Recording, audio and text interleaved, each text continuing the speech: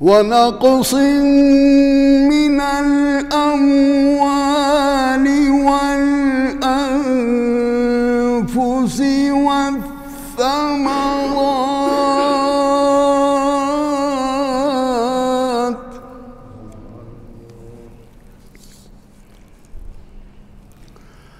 وبشر الصابرين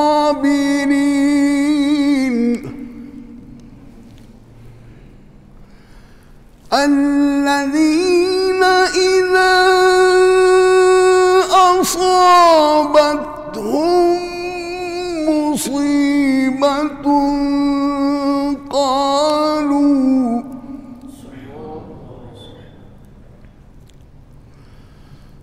قالوا إنا لله وإنا إليه راجعون.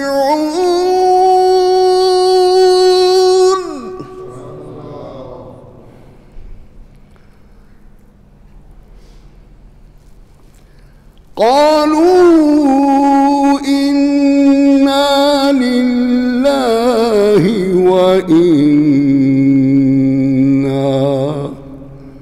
وإنا إليه راجعون.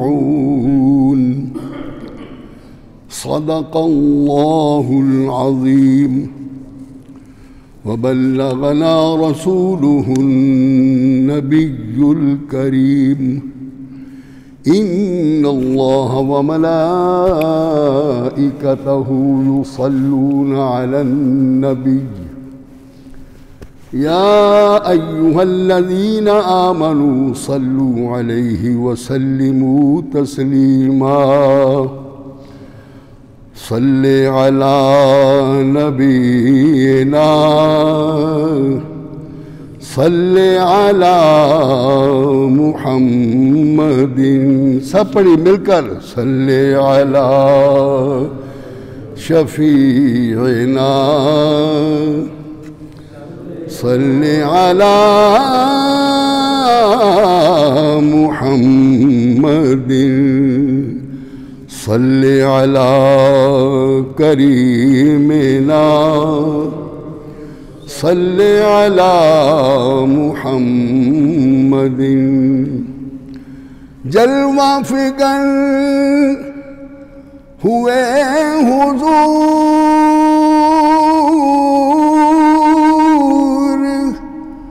کفر روانہ ہو گیا. جلوہ فکر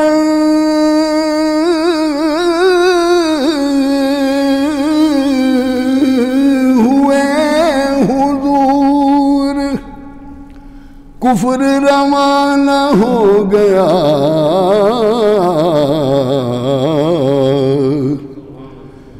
جس کے حضور ہو گئے اس کا زمانہ ہو گیا.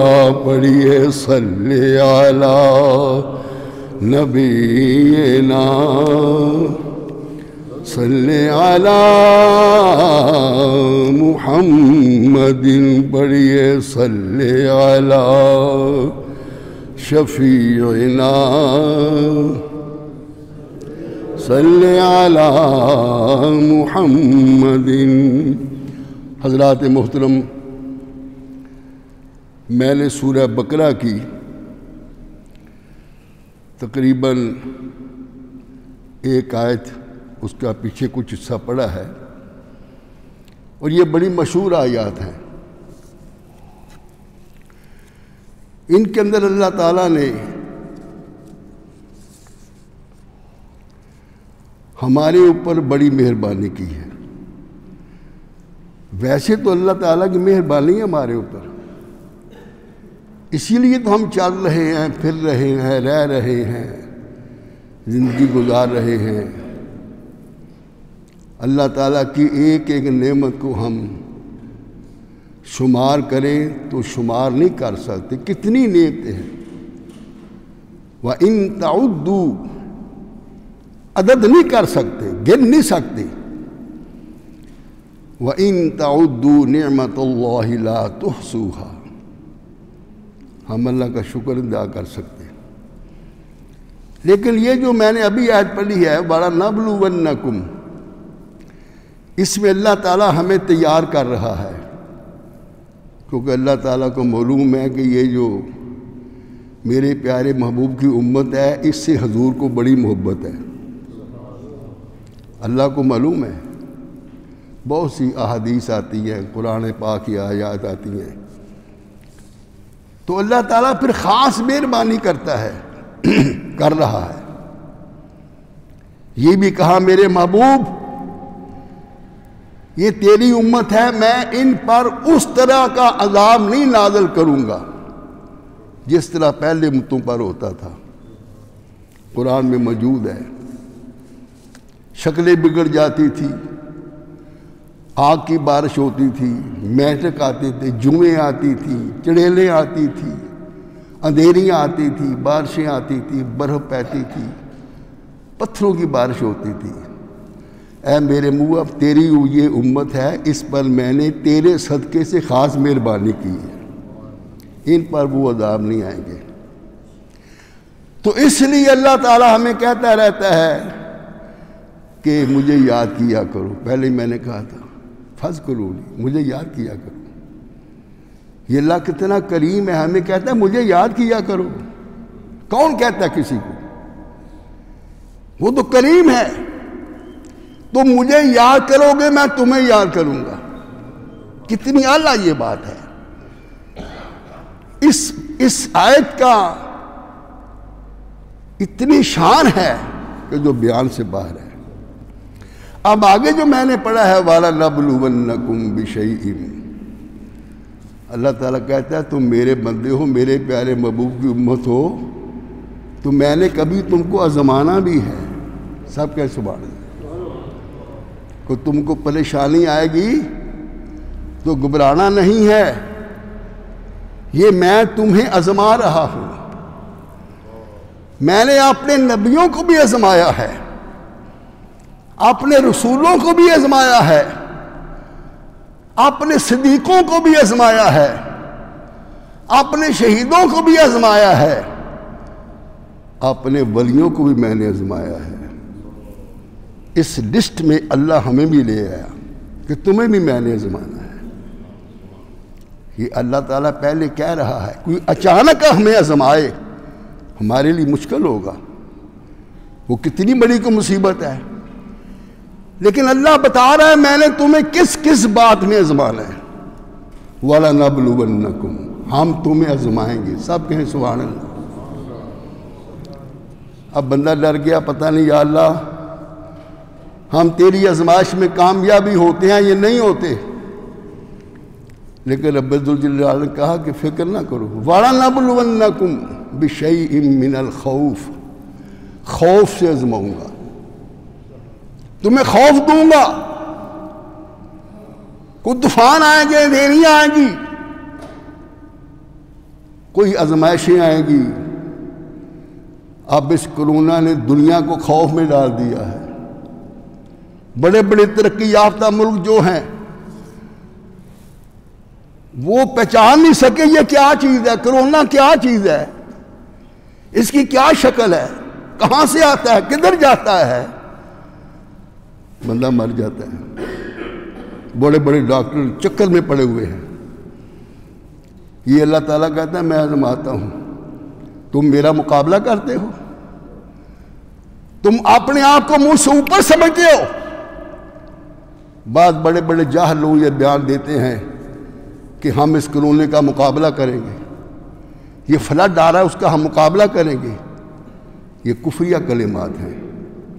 اللہ تعالیٰ کی آزمائشوں کا ہم مقابلہ نہیں کر سکتے۔ تو یہاں رب ذوالجلال نے کہا وَلَنَبْلُوَنَّكُمْ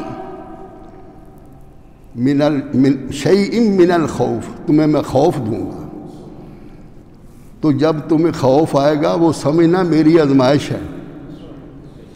لیکن اللہ نے کہا کہ میرے جو نیک بندے ہیں لا خوف علیہم ولا ہم یحزنون، ان کو میں نے خوف اور غم سے بے نیاز کر دی ہے، اپنے ولیوں کو۔ جب ولی خوف اور غم سے بے نیاز ہیں تو نبیوں کی کیا شان ہوگی؟ وہ تو ولی جو ہیں وہ تو حضور کے امتی ہیں. اگر امتیوں کو خوف اور غم سے بے نیاز کر دیا ہے، حضور صلی اللہ علیہ وسلم کو کیا غم آ سکتا ہے؟ پھر ہمیں کیا غم آ سکتے ہیں؟ لیکن یہ جو غم آتے ہیں یہ اللہ تعالیٰ اپنے قریب کرتا ہے بندے کو. سب کے سبحان اللہ. یہ اللہ کی قربت کی نشانی ہے. تمہیں خوف دے کر آزماؤں گا. من الخوف والجوع، تمہیں بھوک دوں گا. یہ بھوک بھی اللہ کی آزمائش ہے. اس لیے جن حکومتوں نے، جن لوگوں نے اللہ کی مخلوق کو بھوک دی ہے وہ غرق ہو جائیں گے. ہم کہتے تھے ہم روٹی کپڑا مکان دیں گے، یہ تو اللہ کے مقابلے میں آ گئے. جو ہے وہ بھوک ہے، اور بھوک میں اللہ آزمائے گا. اگر کوئی غلط لوگ آ جائیں آپ کے اوپر، وہ آپ کو بھوکا مارنا شروع کر دے، آٹا مہنگا کر دے، چیزیں مہنگی کر دیں کھانے والی، تو میرے بندوں کو گھبرانا نہیں ہے. سب کہیں سبحان اللہ. گھبرانا نہیں ہے، ان کو دفع کرو. یہ میری آزمائش ہے. اگر تم میری آزمائش میں پورے اترو، تمہارے لیے منو سلفا بن کر آئیں گے تمہارے پاس کھانے. خوف سے آزماتا ہے، جوع سے آزماتا ہے، اور مالوں کے نقصان سے آزماتا ہے، اور ثمرات پھلوں کے نقصان سے آزماتا ہے. اور پھلوں کا جو ثمرات ہے اسے مفسرین کہتے ہیں اولاد کا. یہ اولاد ہے. من الثمرات والجوع من الخوف والجوع ونقص من الاموال والانفس والثمرات. بندے کا فوت ہو جانا کسی بیماری میں وہ نفس ہے، اور بندے کے جو ثمرات ہیں پھلوں کے باغ بھی ہیں، لیکن اس کی تشریح کی ہے کہ اولاد کا چلے جانا. کسی کا کوئی بیٹا فوت ہو جائے، کسی کا کوئی باپ فوت ہو جائے، تو رب ذوالجلال کہتے ہیں یہ میری آزمائش ہے، لیکن تم نے گھبرانا نہیں ہے. یہ ساری آزمائشیں جو میں نے گنی ہیں 5 پوائنٹ ہیں، یہ 5 پوائنٹ. پھر اللہ کہتا ہے تم نے صبر کرنا ہے. سب کے سوال، ان 5 سوالوں کا جو جواب ہے، ان 5 سوالوں کا جو جواب ہے وہ ہے صبر. اے میرے محبوب، انہوں نے صبر کیا ہے. وَبَشِّرِ الصَّابِرِينَ، ان کو صبر کرنے پر ان کو خوشی کی خبر سنا دو. خوشی کی خبر سنا دو. حضور نبی کریم صلی اللہ علیہ وسلم جب کسی مصیبت میں ہوتے تھے تو حضور نے وضو کرنا، نماز شروع کر دی. کتنا بڑا کام ہے، نماز شروع کر دی، وہ کام پیچھے چلا جائے گا. جب اولاد کا بھی ایسا ہوا، کیونکہ آنکھوں کی اولاد جو اولاد ہے، جو بیٹا جو ہے، اس کی نبیوں نے دعائیں کی ہیں. رب ہب لی من الصالحین، مجھے صالح بیٹا عطا کر. زکریا علیہ السلام نے دعا کی اور کہا تمہیں یحییٰ ملیں گے. حضرت ابراہیم علیہ السلام نے دعا کی، کہا تمہیں اسماعیل ملے گا. پھر تم نے دعا کی تمہیں اسحاق ملے گا. تو لہذا نیک اولاد کی دعا کرنا نبیوں کی سنت ہے. نبیوں کی سنت ہے. نبی بھی مانگتے ہیں اللہ سے. اللہ کہتا ہے مجھ سے مانگتے تو میں خوش ہوتا ہوں. یہ مجھ سے مانگتے ہیں، دنیا دار سے نہیں مانگتا، بادشاہوں سے نہیں مانگتا، امیروں سے نہیں مانگتا، مجھ سے مانگتا ہے. تو رب ذوالجلال نے کہا یہ جو تمہاری اولاد ہے یہ تمہاری آنکھوں کی ٹھنڈک ہے. صاحب کہ سبحان اللہ. رب ذوالجلال نے مریم سے کہا فَكُلِي وَاشْرَبِي وَقَرِّي عَيْنًا، اس بیٹے کو یہ کھجوریں کھا، فَكُلِي وَاشْرَبِي ٹھنڈا پانی پی، اور عیسیٰ علیہ السلام کو دے کر آنکھوں کو ٹھنڈا کر، کہ وہاں سے آیا ہے. کہ بیٹے جو ہیں یہ آنکھوں کی ٹھنڈک ہیں، لیکن یہ بیٹے جو ہیں اگر وہ والدین کو غم دے جاتے ہیں تو وہ غم جو دیا ہے وہ آپ نے صبر کرنا ہے. صبر کرنے سے اللہ چاہے تو اس کے غم میں آپ کو اتنا بڑا وہ آپ کی مغفرت کر دے، اس بیٹے کے درجات بلند کر دے، اور تمہارے اوپر اس بیٹے کے جانے کے بعد اللہ تعالیٰ خاص مہربانیاں کر دے. اس میں آتا ہے نا کہ جب اسرائیل سے ڈیوٹی لگائی اللہ نے، اسرائیل کی سب فرشتوں کی ڈیوٹیاں لگی ہوئی ہیں، اسرائیل سے کہا تم نے جو چیز دنیا میں آئی ہے اس کی روح کو قبض کرنا ہے، اس کی روح کو تم نے لینا ہے. تو اسرائیل نے کہا یا اللہ میں جس کی روح بھی لوں گا، کسی کے بیٹے کی روح لوں گا، کسی کے باپ کی روح لوں گا، کسی کی ماں کی روح لوں گا، وہ تو مجھے برا بھلا کہیں گے، مجھے کوسیں گے وہ کہ اسرائیل آیا میرا بیٹا لے گیا، اسرائیل آیا میرا باپ لے گیا، اسرائیل آیا میری اولاد لے گیا. تو رب ذوالجلال نے کہا اسرائیل تیرا نام ہی کوئی نہیں لے گا، روح تو قبض کرے گا، تیرا نام کوئی نہیں لے گا. کوئی یہی کہے گا کوئی ایکسیڈنٹ ہو گیا، کوئی حادثہ ہو گیا، بیمار ہو گیا، یہ ہو گیا، جہاز گر گیا، گاڑی گر گئی، ایکسیڈنٹ ہو گیا، تیرا نام کوئی نہیں لے گا. رب ذوالجلال نے فرمایا اسرائیل تو فلاں جگہ پہ گیا تھا، میرے بندے کے بیٹے کی روح کو قبض کیا تھا، میرے بندے کی بیٹے کی روح قبض کیا تھا، تو اس نے کیا کہا آگے سے؟ اس فادر نے کیا کہا؟ اس کا بیٹا تم نے فوت کر دیا، روح لے لی، اس نے کیا کہا؟ تو اسرائیل نے کہا یا اللہ وہ تیری حمد بیان کر رہا تھا، وہ تیری بارگاہ میں تیرا نام لے رہا تھا اور تیرا شکر ادا کر رہا تھا. وہ کیا کہتا تھا؟ انا للہ و انا الیہ راجعون.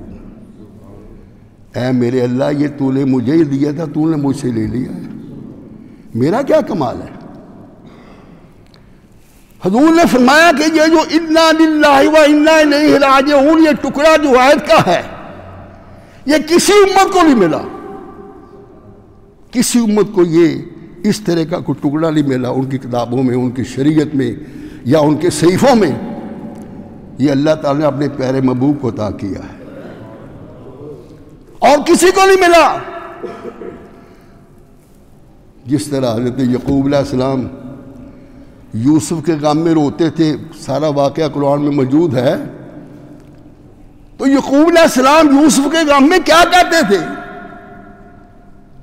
ان کے پاس تو یہ کلمہ نہیں تھا، وہ کہتے تھے یا آصفا علی یوسف، یا آصفا علی یوسف، مجھے یوسف پر بڑا افسوس ہے، یا اللہ مجھے یوسف کے غم پر بڑا افسوس ہے، میں افسردہ ہوں، میری آنکھوں کا نور ختم ہو گیا ہے،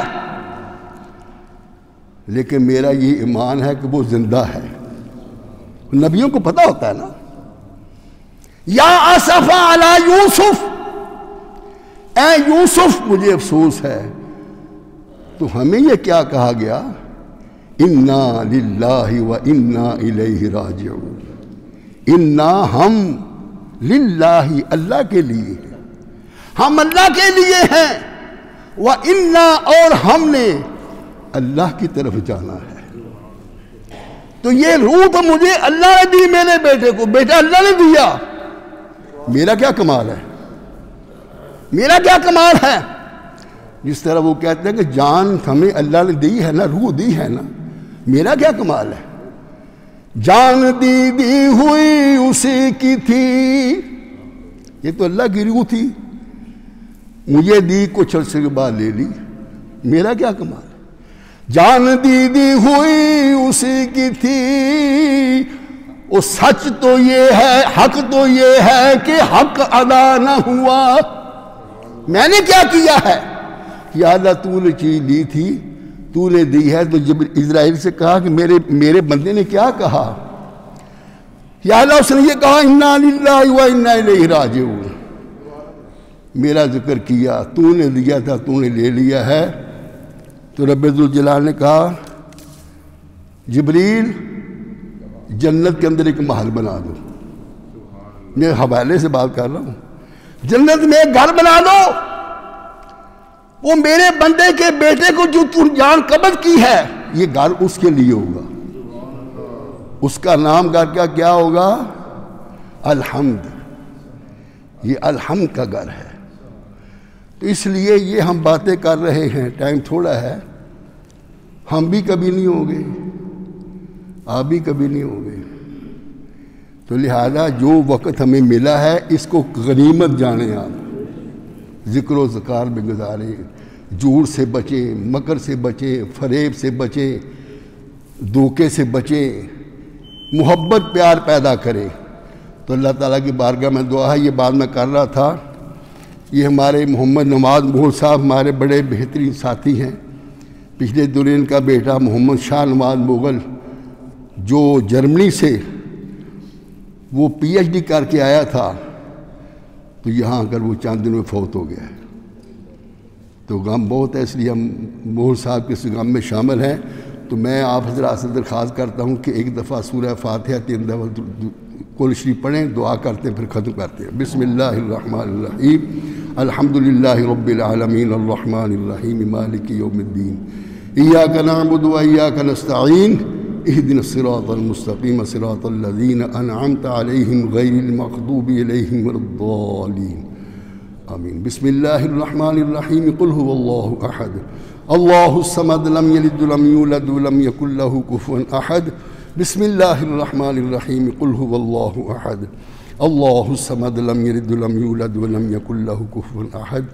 بسم اللہ الرحمن الرحیم، قل هو اللہ احد اللہ الصمد لم یلد ولم یولد ولم یکن له کفوا احد۔ یا اللہ یہ جو میں نے کلمات پڑھے ہیں، جو میں نے ذکر و اذکار کیا ہے پیارے محبوب کے صدقے، اس کا بے شمار بے حساب ثواب حضور کے صدقے سے جناب محمد شاہ نواز مغل کی روح کو عطا فرما، ان کے درجات بلند فرما، ان کو حضور کی شفاعت نصیب عطا فرما، ان کی قبر کو کروٹ رحمت عطا فرما، جنت کی کیاری بنا۔